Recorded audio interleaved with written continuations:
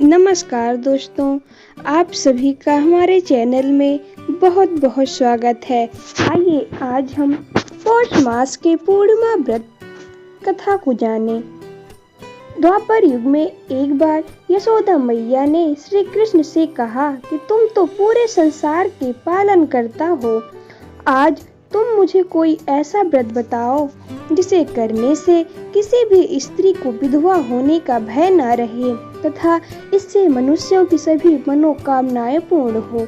श्री कृष्ण बोलते हैं कि हे माता, आपने बहुत ही सुंदर प्रश्न किया है। मैं आपको इसके बारे में विस्तार पूर्वक बताता हूँ।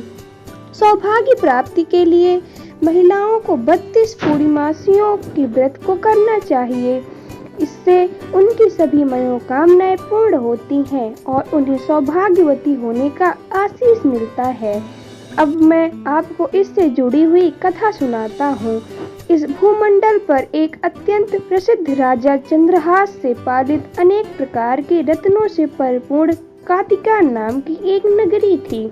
वहाँ पर धनेश्वर नाम का एक ब्राह्मण था और उसकी स्त्री अति सुशीला रूपवती थी। दोनों ही उस नगरी में बड़े प्रेम के साथ रहते थे। घर में धन धान्य आदि की कमी नहीं थी, लेकिन उनको एक बड़ा दुख था कि उनकी कोई संतान नहीं थी। इस कष्ट से वह अत्यंत दुखी रहते थे। एक दिन एक बड़ा तपस्वी योगी उस घर में आया। वो योगी अंतर भाव से कहने लगा, हे महाराज, यदि ऐसा है तो आप मुझको पुत्र प्राप्ति का उपाय बताइए। आप सर्वज्ञ हैं, मुझ पर अवश्य ही यह कृपा कीजिए। धन की मेरे घर में कोई कमी नहीं है, परंतु मैं पुत्र न होने के कारण अत्यंत दुखी हूँ। आप मेरे इस दुख का हरण करें। आप सामर्थ्यवान हैं। यह सुनकर योगी कहने लगे, हे ब्राह्मण, तुम चंडी देवी की आराधना करो। घरों में घर आकर उसने अपनी स्त्री से सब वृत्तांत कहा और स्वयं का कारण क्या है निमित्त वन में चला गया। कहा कि वन में जाकर उसने चंडी देवी का उपासना की और उपवास किया। चंडी देवी ने 16 का अन्न खाता है, स्वप्न में दर्शन दिया और कहा, हे धनेश्वर, तुझे पुत्र होगा, परंतु जाने वो 16 वर्ष की आयु में ही उसकी मृत्यु हो जाएगी। यदि तुम दोनों पति पत्नी यह बात सुनकर मासियों अपने मन में पूर्वक करोगे तो और दीर्घायु होगा। जितनी तुम्हारी सामर्थ्य हो उतने आटे के दिए बनाकर शिव जी का पूजन करना और पूर्णमासी का व्रत करना। प्रातः काल होने पर इस स्थान के समीप ही तुम्हें एक आम का वृक्ष दिखाई देगा। उस पर चढ़कर एक फल तोड़कर शीघ्र अपने घर चले जाना और अपनी स्त्री से सब वृतांत कहना। जब वह श्री शंकर जी का ध्यान करके उस फल को खा लेगी, तब भगवान शंकर की कृपा से वो गर्भवती हो जाएगी। जब वह ब्राह्मण प्रातः काल उठा तो उसने उस स्थान के पास ही एक आम का वृक्ष देखा, जिस पर एक आम का फल लगा हुआ था। उस ब्राह्मण ने उस आम के वृक्ष पर चढ़कर उस फल को तोड़ने का प्रयत्न किया, परंतु कई बार विचार करने पर भी वह वृक्ष पर न चढ़ पाया। फल मिला उस ब्राह्मण को बहुत चिंता हुई और कोई फल दिखाई नहीं देता। गणेश की वंदना ब्राह्मण ने जल्दी से उस फल को तोड़कर दयानिधि स्त्री को लाकर दिया। भक्तों के वृक्षों का नाश करके अपने पति के कथा अनुसार उस करने वाले दुष्टों का नाश करने वाले गर्भवती होने वाले देवी जी मुझ असीम अनुकंपा से इतना बल दें कि मैं उसे एक अत्यंत सुंदर पुत्र की प्राप्ति हुई। इस प्रकार गणेश जी की प्रार्थना करने पर माता पिता के हर्ष और शोक के साथ वो बालक और पुष्प के चंद्रमा सुंदर आम का फल देने लगा। भवानी की कृपा से वो बालक बहुत ही सुंदर, सुशील और पढ़ने में बहुत ही निपुण हो गया।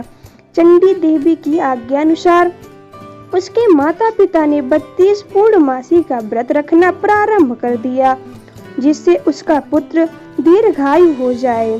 16वां वर्ष लगते ही देवी दास के माता पिता को बड़ी चिंता हो गई कि कहीं उनके पुत्र की इस वर्ष मृत्यु न हो जाए। इसीलिए उन्होंने अपने मन में विचार किया कि यदि यह दुर्घटना उनके सामने हो गई तो वे कैसे सहन कर सकेंगे।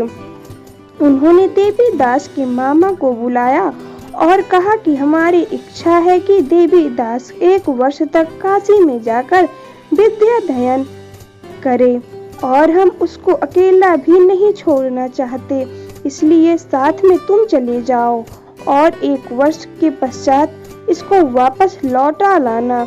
सब प्रबंध करके उसके माता पिता ने काशी जाने के लिए देवीदास को एक घोड़े पर बैठाकर उसके मामा को उसके साथ विदा कर दिया।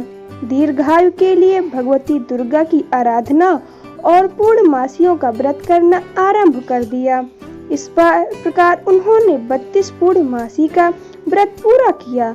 कुछ समय पश्चात एक दिन वो दोनों मामा भांजा मार्ग में रात्रि बिताने के लिए किसी ग्राम में ठहरे हुए थे। उस दिन गांव में एक ब्राह्मण की अत्यंत सुंदरी, सुशीला, विदुषी और गुणवती कन्या का विवाह होने वाला था। जिस धर्मशाला के अंदर वर और उसकी बारात ठहरी हुई थी, उसी धर्मशाला में देवीदास और उसके मामा भी ठहरे हुए थे। संयोगवश कन्या को तेल आदि चढ़ाकर मंडप आदि का कृत्य किया जा रहा था, लेकिन लग्न के समय वर को धनुर्वात हो गया। इस कारण वर के पिता ने अपने कुटुंबियों से परामर्श करके निश्चय किया कि यह देवीदास मेरे पुत्र जैसा ही सुंदर है, मैं इसके साथ ही लग्न करा दूंगा और बाद में विवाह के अन्य कार्य मेरे लड़के के साथ हो जाएंगे। ऐसा सोचकर उन्होंने देवीदास के मामा से जाकर बोला कि तुम थोड़ी देर के लिए अपने भांजे को हमें दे दो, जिससे विवाह के लग्न के सारे कृत्य सुचारू रूप से हो सकें। तब उसका मामा कहने लगा कि जो कुछ भी कन्यादान के समय वर को मिले वह सब हमें दे दिया जाए, तो मेरा भांजा इस बारात का दूल्हा बन जाएगा।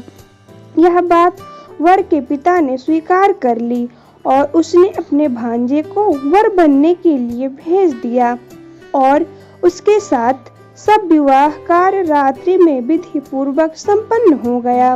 पत्नी के साथ वह भोजन कर सका और अपने मन में सोचने लगा कि न जाने यह कैसी स्त्री होगी। वह एकांत में इसी सोच में पड़ गया। उसकी आंखों में आंसू बाजे बजने लगे और जिस समय बात के कार्य समाप्त करने के लिए वह दुखी बाराती मंडप में आए तो कन्या ने वर को भली प्रकार से देखकर मामा में पिता से कहा कि यह मेरा पति नहीं है। कहने लगी मेरा पति वही है जिसके साथ शस्त्र मेरा है पर दाढ़ी ग्रहण हुआ था, इसके साथ मेरा विवाह नहीं हुआ है। यदि वही है तो बताइए कि मैंने इसको क्या दिया। मधुपर्क और कन्यादान के समय जो मैंने भूषण आदि दिए थे उन्हें दिखाइए, क्योंकि मेरी रात में मैंने क्या गुप्त बातें कही पश्चात आपकी वह सब सुनाएगी। पिता ने उसके कथानुसार अच्छी तरह विचार बुलाया गया। विचार वाली सब बातें सुनकर बोलने लगा कि आप कुछ नहीं जानता। इसके लज्जित होकर स्वामी आप से चला गया और भोजन और सारी बारात निश्चय ही अपमानित होकर वहाँ से लौट देवीदास भगवान श्री कृष्ण बोले, हे माता, इस प्रकार देवीदास राशि विद्या अध्ययन में सोते चला गया। प्रातः काल जब कुछ समय बीत गया तो काल से प्रेरित होकर एक रात्रि के समय उसको रुमाल दिया और बोला, आया उसे लोभ के प्रभाव से समझकर के शयन का स्थान चारों ओर से मरण और जीवन जानने के लिए, परंतु उस वाटिका के प्रभाव से उसको काट न पाया वाली क्योंकि मल्लिका लगा माता ने उसको प्रतिदिन जल से सींचा रखा था और आनंद के साथ मध्याह्न के समय तथा उत्सव वहाँ पर आया और जिस दिन मेरा प्राण को निकालने का प्रयत्न जाएंगे लगा और जब वह मूर्छित होकर हो जाए तो जान लेना कि मैं भगवान की कृपा से समझाकर उसे चला पार्वती जी के साथ भगवान शंकर वहां पर आ गए। उसको मूर्छित दशा में देखकर पार्वती जी ने भगवान शंकर से प्रार्थना की कि हे प्रभु, इस बालक की माता ने पहले 32 पूर्णिमा का व्रत किया था, जिसके पश्चात जिसके प्रभाव से हे भगवान आप इसको प्राण दान दें। भवानी के कहने पर भक्तवत्सल भगवान शिव ने उसको प्राण दान दे दिया। इस व्रत के प्रभाव से काल को भी पीछे हटना पड़ा और देवीदास स्वयं स्वस्थ होकर बैठ गया। उधर उसकी स्त्री उसके काल की प्रतीक्षा किया करती थी। जब उसने देखा कि उस पुष्प वाटिका में पुष्प कुछ भी नहीं रहे तो उसको अत्यंत आश्चर्य हुआ, और जब वो वैसे ही हरी भरी हो गई तो वो जान गई कि वो जीवित हो गए हैं। यह देखकर वो बहुत प्रसन्न हुई। मन में अपने पिता से कहने लगी कि पिताजी, मेरे पति जीवित हैं, आप उनको ढूंढना शुरू करें। जब 16वां वर्ष व्यतीत हो गया तो देवीदास भी अपने मामा के साथ काशी से चल दिया। इधर उसके ससुर उसे ढूंढने के लिए अपने घर से जाने वाले ही थे कि वो दोनों मामा भांजा वहां पर आ गए। देवीदास को आता देखकर उसका ससुर बड़ी प्रसन्नता के साथ अपने घर में ले आया। उस समय वहां के नगर निवासी भी वहां इकट्ठे हो गए और सबने निश्चय किया कि अवश्य ही इसी बालक के साथ इस कन्या का विवाह हुआ था। उस बालक को जब कन्या ने देखा तो पहचान लिया और कहा कि यह वही है जो संकेत करके गया था। तदुपरांत सभी कहने लगे कि भला हुआ जो यह आ गया, और सब नगर वासियों ने आनंद मनाया। श्री कृष्ण जी कहने लगे कि इस प्रकार धनेश्वर 32 पूर्णिमाओं के व्रत के प्रभाव से पुत्रवान हो गया। जो भी स्त्रियां इस व्रत को करती हैं वह जन्म जन्मांतर में वैधव्य का दुख नहीं भोगती और सदैव सौभाग्यवती रहती हैं। यह मेरा वचन है, इसमें कोई संदेह नहीं है। यह व्रत पुत्र पौत्रों को दान देने वाला तथा संपूर्ण मनोकामनाओं को पूर्ण करने वाला। 32 पूर्णिमाओं के व्रत करने से व्रती की सब इच्छाएं भगवान शिव जी पूर्ण करते हैं। जय श्री कृष्ण। हर हर महादेव। जय माता दी।